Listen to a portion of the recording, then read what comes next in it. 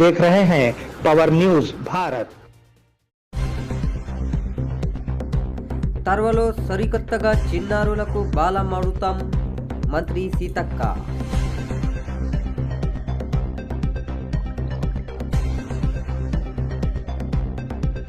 శిథిల వ్యవస్థలోని అంగన్వాడీ భవనాలను సమీపంలోని ప్రభుత్వ కార్యాలయాల్లోకి తరలించాలని మంత్రి సీతక్క ఆదేశించారు.